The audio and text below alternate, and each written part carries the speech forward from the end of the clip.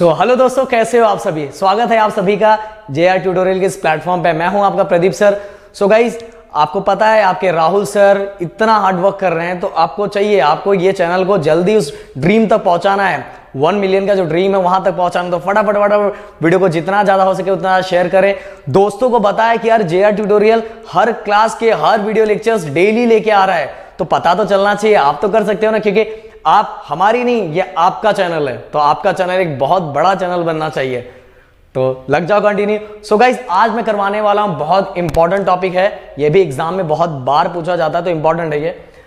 Uses of dimensional analysis. Okay, मतलब इससे पहले के वीडियो में मैंने आपको डायमेंशन करवाया। अब आपके मन में वो डाउट उस समय आया होगा कि सर ये डायमेंशन का यूज क्या है, ये डायमेंशन का यूज क्या है। तो अभी समझ में आएगा डायमेंशन का यूज करके हम बहुत सारे एनालाइज करेंगे, बहुत सारी चीजों को एनालाइज करेंगे, पता लगाएंगे कि जो इक्वेशंस दिया हुआ, जो फॉर्मूले दिए हुए करेक्ट है कि नहीं। तो अभी यहां आपको समझेगा कि डायमेंशन का यूज कितना सारा था, क्योंकि अभी तक हमको पता नहीं था ना। जब तक कोई चीजें करवाई ना जाए, तब तक जो फीलिंग है वो फीलिंग, देखो, दूसरों को देख के हम उतना फील नहीं कर सकते जब तक वो चीजें हमें ना हो।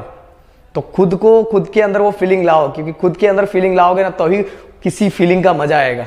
तो पढ़ाई वाली फीलिंग लाओ, मैं पढ़ाई वाली फीलिंग की बात कर रहा हूं।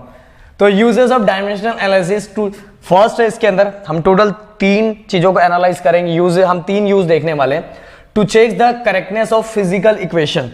फिजिकल इक्वेशन हम बाय डायमेंशन का यूज करके जो इक्वेशंस है, उन इक्वेशंस को चेक करेंगे कि ये करेक्ट है कि इनकरेक्ट है। जैसे मैं एक डायमेंशन ले लेता हूं, सॉरी, एक इक्वेशन ले लेता हूं, v equal to u plus AT।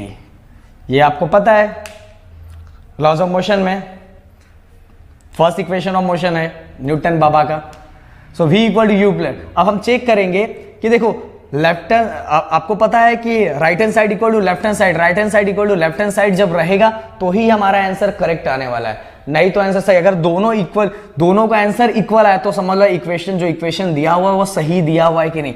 तो इस इक्वेशन को हम प्रूफ करेंगे किससे, डायमेंशन का यूज करके। एक एक को मैं सेपरेट करके लूंगा। मैं v मतलब वेलोसिटी, सबसे पहले मैं वेलोसिटी का डायमेंशन लिखता हूं, ब्रैकेट बना दूं,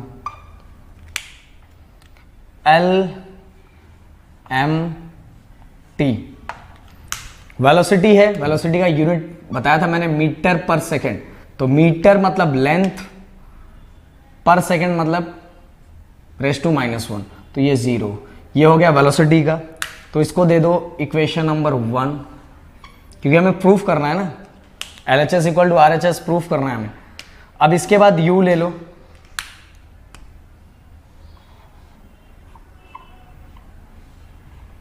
U क्या है हमारा, फिर से वही पहले LMT।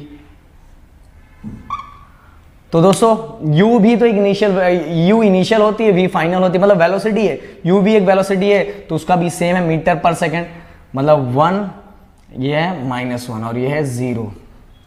ये हो गया हमारा सेकेंड। अब दोस्तों लास्ट का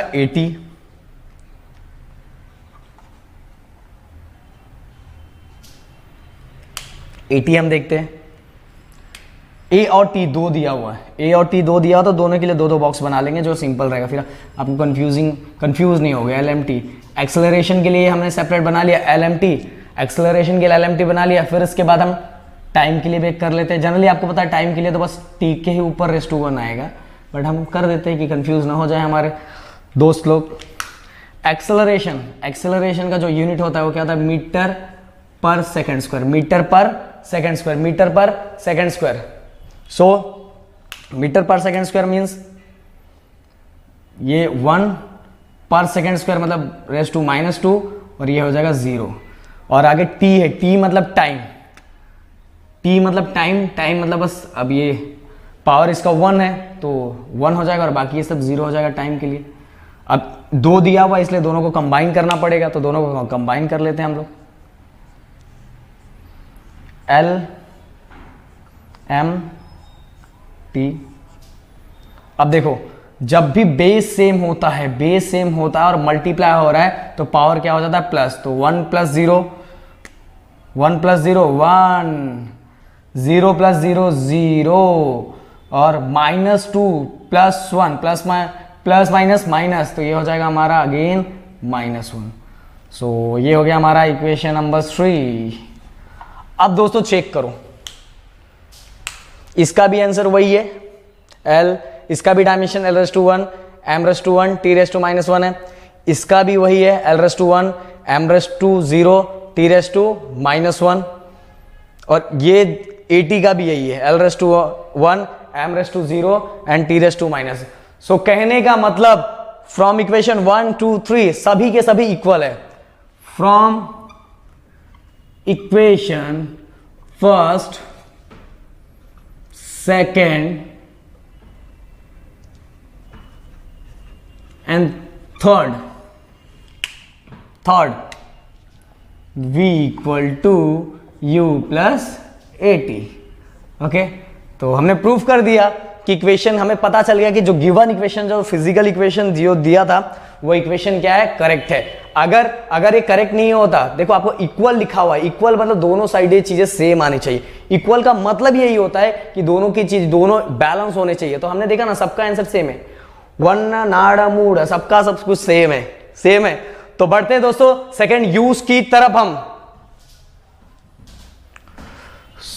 अब करते हैं हम सेकंड जो दिया हुआ है दोस्तों डायमेंशनल एनालिसिस में, जो हमें फाइंड करना यूज जो दिया हुआ है, to stabilize the relationship between related physical quantity.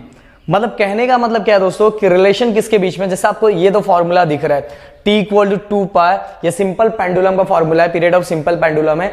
ये आगे जाके आप डिराइव करोगे तो ये फॉर्मूला आपको मिलेगा। अभी तो जस्ट मैं एक मतलब कि ये सॉल्व करने के लिए मैंने एक फॉर्मूला यहाँ उठा लिया हुआ है, आगे जाके ये पीरियड ऑफ सिंपल पेंडुलम का फॉर्मूला है, अभी बता देता हूँ। T equal to 2 pi √L/G।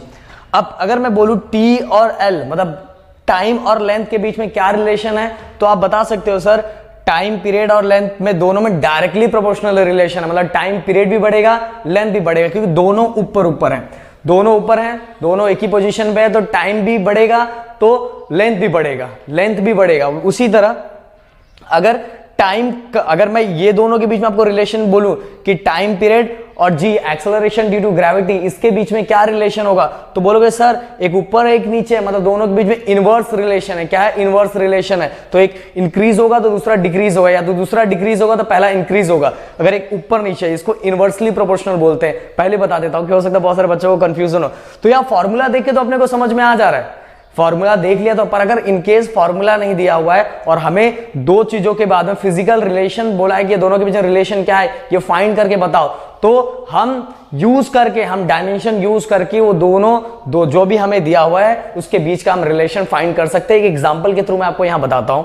Let us find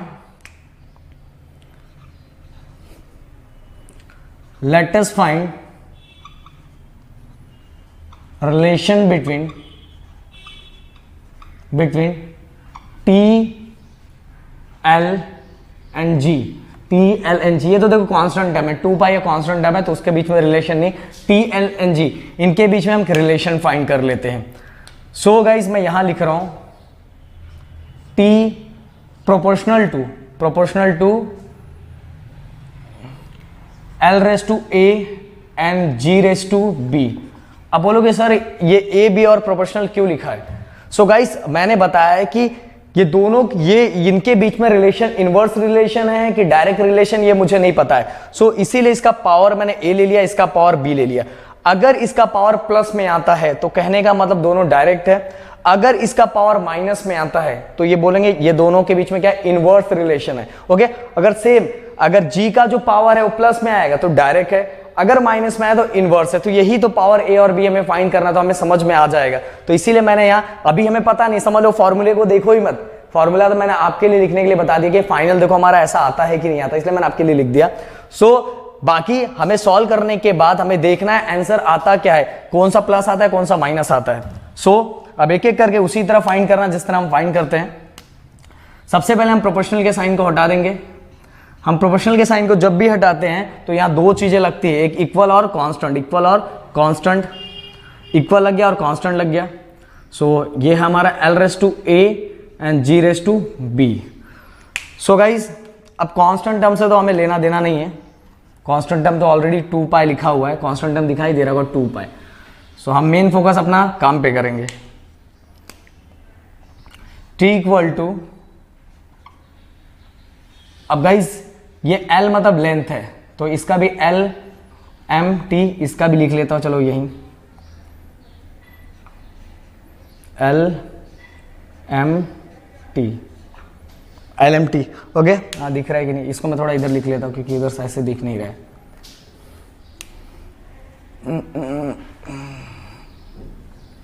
यहां लिखता हूं थोड़ा।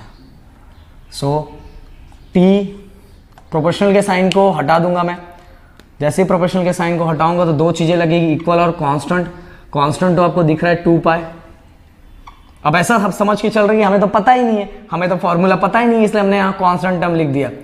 अब पहले वाले के लिए यहाँ टी के लिए भी हम लिख के रखेंगे L, ये टी वाले के लिए L M T, ओके के। फिर इसके बाद इसके लिए भी L M T, then G के लिए भी L M T, okay.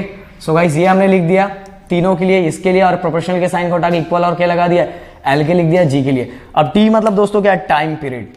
T मतलब क्या है, टाइम पीरियड। तो ये 0, ये 0 और ये क्या हो जाएगा 1, ये क्या हो जाएगा 1 हो जाएगा। अब L मतलब क्या है, लेंथ। लेंथ, हाँ इसके ऊपर A और B मैंने नहीं दिया, ये A है, ये हमारा क्या है, इसके ऊपर में B, देखो रेस्ट में A और B है ना, तो मैंने दे दिया। अब L लेंथ है, लेंथ है, ओके, आपको दिखाई दे रहा है लेंथ है। तो अब लेंथ एक ही दिया हुआ है तो यहां 1 लगा देते हैं, ये बाकी क्या गया 0 0, ओके। अब गाइस G मतलब क्या होता है आपको पता है, मीटर पर सेकेंड स्क्वायर, मीटर पर सेकेंड स्क्वायर। G वही एक्सेलरेशन ड्यू टू ग्रेविटी, तो इसका भी यही होगा। G वो जो एक्सेलरेशन का होता था वही एक्सेलरेशन ड्यू टू ग्रेविटी का होगा, तो मीटर पर सेकेंड स्क्वायर। सो इसका भी 1, ये 0 और ये -2, ओके। अब गाइस ये वाला A जो है मैं अंदर मल्टीप्लाई कर दूंगा और B इसका मल्टीप्लाई कर दूंगा। L⁻0 M⁻0 T⁻⁻1 equal to की। अब थोड़ा ध्यान देना क्योंकि मुझे इरेज करना पड़ेगा बहुत सारी चीज़ें, नहीं तो आपको फिर मेरे पास जगह बहुत कम बचेगा। अब मैं मल्टीप्लाई करूंगा अंदर, क्योंकि ये यहाँ मैंने पावर का पावर फिर मल्टीप्लाई करना पड़ेगा, तो इसको मल्टीप्लाई 1 इंटू A हो जाएगा, 0 इंटू A 0 हो जाएगा, 0 इंटू A 0 हो जाएगा, ओके। देन इसके बाद गाइस A इंटू B, इसका A इंटू B तो यहां B हो जाएगा। देन इसके बाद 0 इंटू B 0 हो जाएगा। अब T का अगर हम करेंगे, T का करेंगे -2 इंटू B तो -2B हो जाएगा, ओके। सो हो गया, ये हो गया। अब दिख रहा है कि नहीं इतना, हाँ दिख रहा है, ये मैं पीछे मुड़ मुड़ के देख रहा हूं कि दिख रहा है कि नहीं। L⁻0 M⁻0 and T⁻1, okay. फिर कांस्टेंट का टर्म हमने लगा दिया। देन इसके बाद अब दोनों को कंबाइन करेंगे दोस्तों, दोनों कंबाइन करेंगे, इसलिए मैं कॉमन L M T लिख लेता हूं। आपको ये चीज तो आपको पता ही है कि जब भी बेस सेम है तो पावर क्या हो, अगर मल्टीप्लाई हो रहा है तो पावर क्या हो जाएगा प्लस।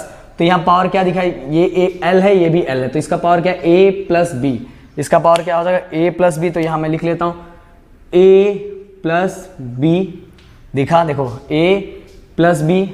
दूसरे वाले का 0 हो जाएगा, दूसरे वाले का पावर क्या हो जाएगा 0 हो जाएगा। और तीसरे वाले का पावर देखोगे 0 प्लस, और यहां माइनस है, प्लस माइनस माइनस, मतलब ये हो जाएगा 2B, ओके। सो यहां तक पूरा क्लियर हो गया, आपको यहां तक पूरा समझ में आ गया होगा। पूरा एक बार अच्छी तरह से देख लो कि कुछ चीजें मुझे यहां हटानी पड़ेगी, आपको समझा, क्योंकि एक ही यहां वैसे जगह है, चलो है जगह। सो अब देखो गाइस, अभी तक हमें ये मिला नहीं है, इसको मैं दे दो, चलो यहां एक चीज और मैं चेंज कर देता हूं जिससे आपको और अच्छे से मजा आएगा।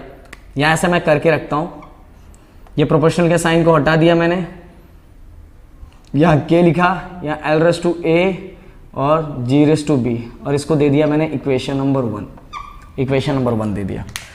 अब गाइस मैं दोनों को इक्वेट करूंगा, a प्लस बी को 0 के साथ इक्वेट करूंगा, माइनस 2b को 1 के साथ इक्वेट करूंगा, तो मुझे इससे a और b की वैल्यू मिल जाएगी। तो इक्वेट करूं, कहाँ इक्वेट करूं, यहाँ दिख रहा है, दिख रहा है, चलो मैं कम दिखूंगा चलेगा, अभी इस समय मैं कम दिखूंगा चलेगा, मेरा दिखना कोई काफ़ी नहीं है।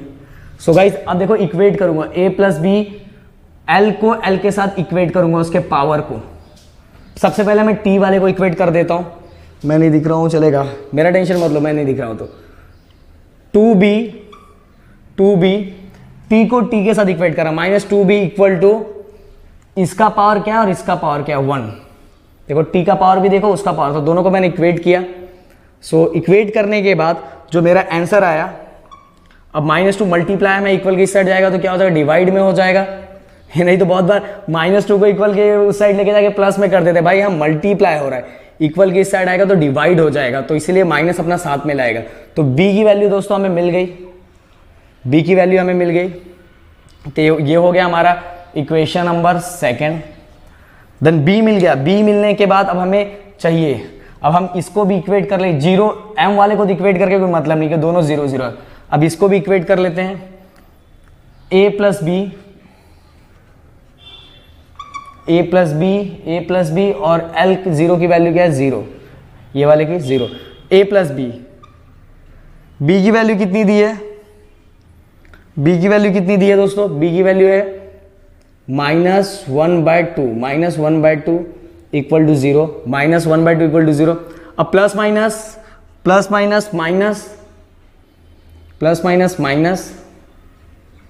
Equal to 0। अब -2 इक्वल टू इस साइड जाएगा तो क्या हो जाएगा, +1/2। सो गाइस ये मिल गया हमें a की वैल्यू, b की वैल्यू, दोनों की वैल्यू मिल गई हमें, a की वैल्यू मिल गई। अब इसके इतने का स्क्रीनशॉट ले लो कि मैं इसको थोड़ी चीज़ों को इरेज कर पाऊँ, जिससे क्या हो सके कि मैं भी आपके सामने आ पाऊँ। सो b की वैल्यू हो गई माइनस, b आपको दिखाई दे रहा होगा, b की वैल्यू हो गई -1/2 और a की वैल्यू हो गई 1/2। ओके, तो फटाफट इतने का स्क्रीनशॉट ले लो। तो अब मैं इरेज करता हूँ,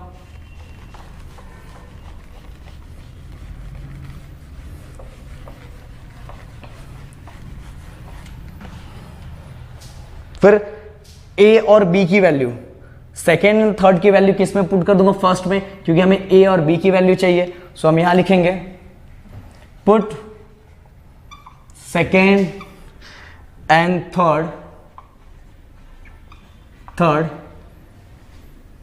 इन equation first. Second and third किस में पुट कर रहा है, सेकेंड एंड थर्ड को फर्स्ट में।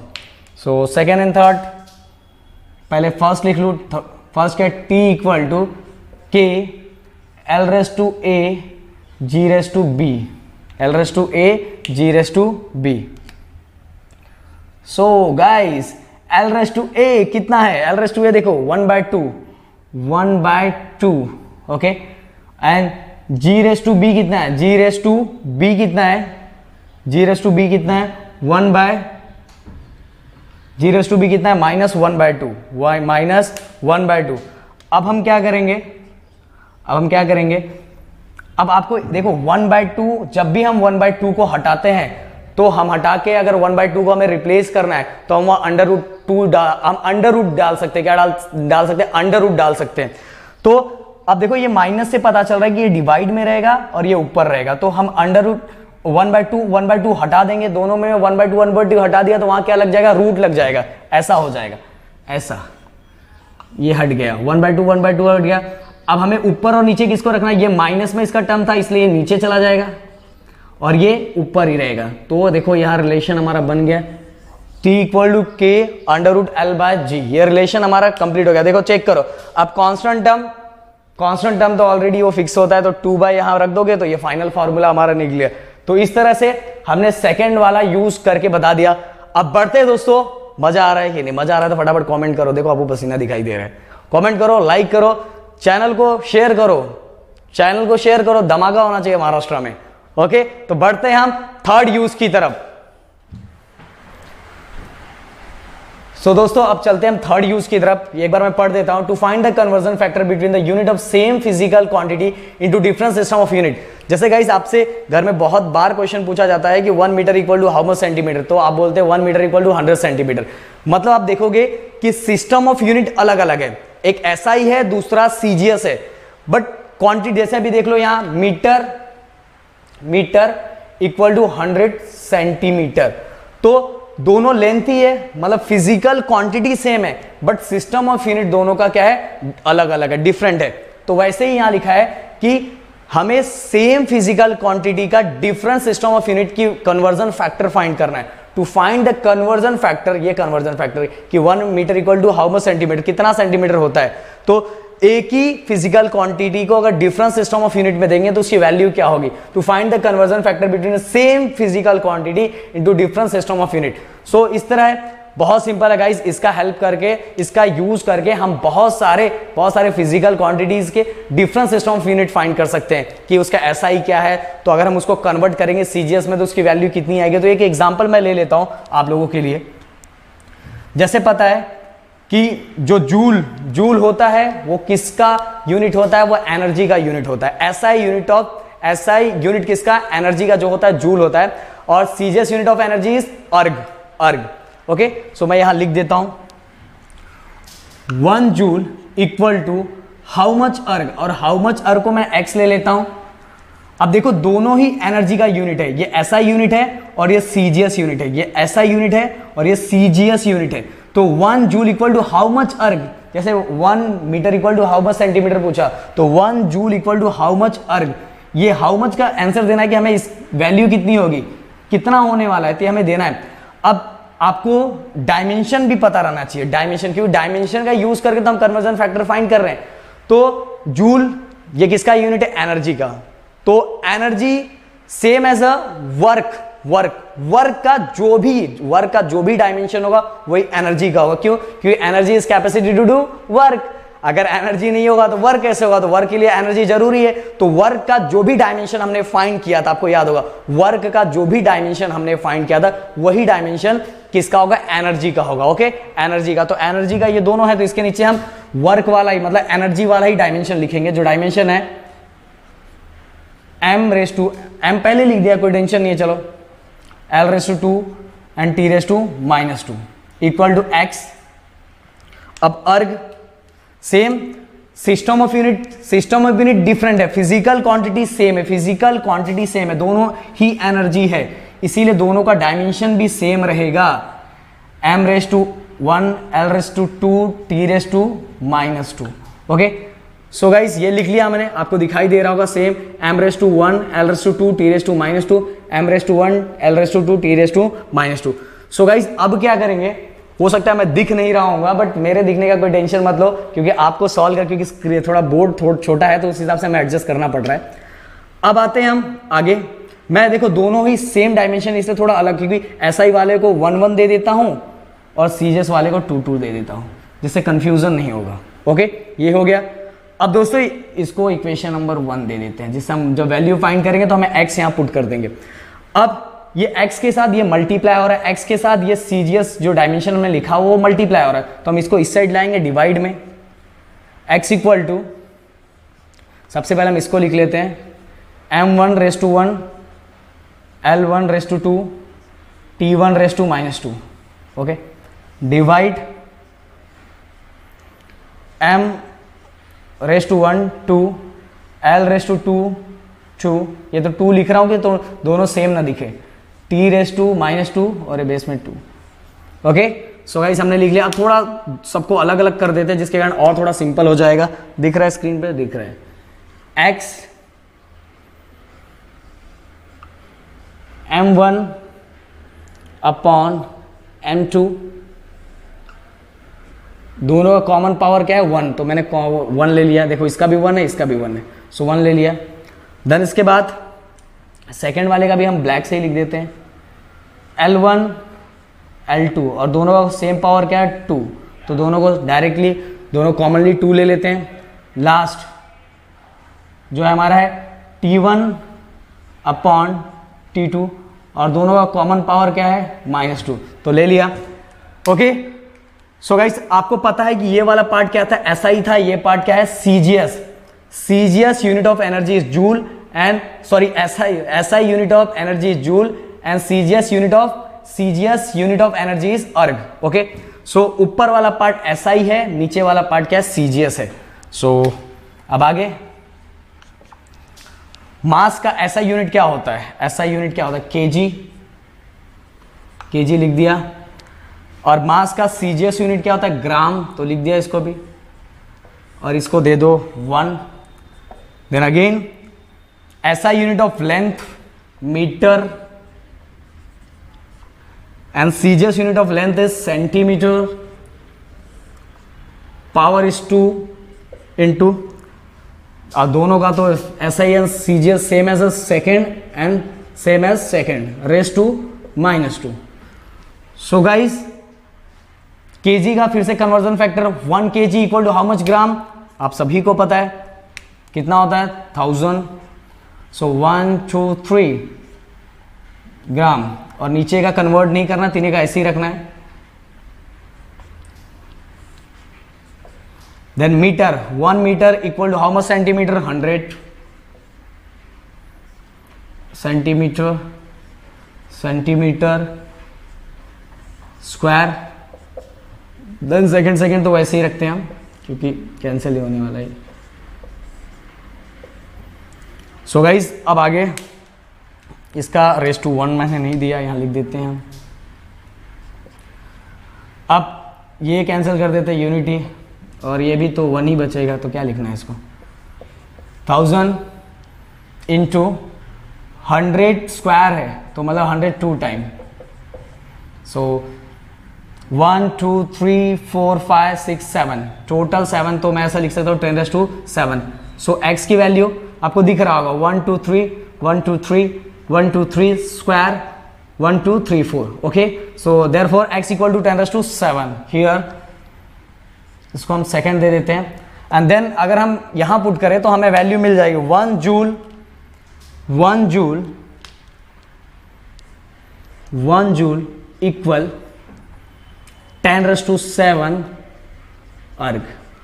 सो एसआई का कन्वर्जन हमने सीजीएस में कर दिया, और जो कन्वर्जन फैक्टर आया वो 10⁻⁷ आया। सो गाइज यहां मैंने पूरे कन्वर्जन फैक्टर को मैंने सॉल्व करके बताया, आपको समझाया। आई थिंक आपको समझ में आ गया होगा और अच्छे से आया होगा। और अगर वीडियो पसंद आए तो प्लीज वीडियो को लाइक करें, चैनल को सब्सक्राइब करें, एंड प्यारा सा कमेंट करें कि कैसा लग रहा है, मजा आ रहा है कि नहीं, दोस्तों के साथ शेयर करें। तो और सबसे बड़ी बात, अपना ध्यान रखें। चलो बाय बाय एंड जय हिंद।